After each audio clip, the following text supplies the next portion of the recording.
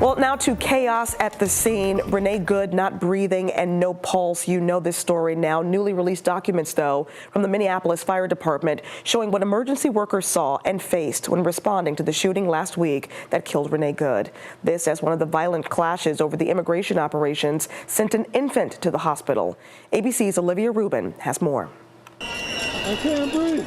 Despite calls from local leaders for peace and to turn down the temperature, clashes between protesters and federal officers not letting up in Minnesota.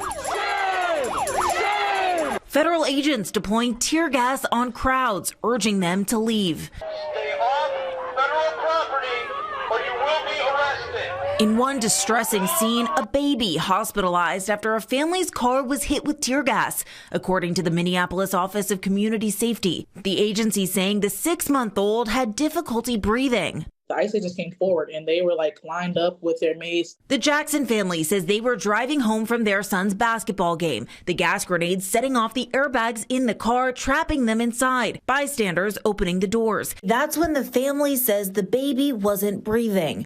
Having to get my baby mouth to mouth and people pouring milk all over my other kids. I thought I was dying, honestly. And the way I felt, I could imagine how my kids felt because I'm a full-blown grown adult, so I just knew that it was even worse for them. We've reached out to DHS for comment on the incident. Tensions flaring since the killing last week of Renee Good. Good was found, quote, unresponsive, not breathing, according to a Minneapolis Fire Department report. That report saying her injuries included 2 apparent gunshot wounds to the right chest, 1 apparent shot to the left forearm, and 1 possible gunshot wound to the left side of the head.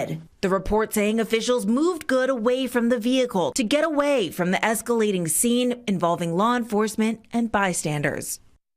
And now an attorney for the Good family has sent a letter to the federal government telling them to preserve evidence here, in part, they say, to ensure that evidence is not destroyed.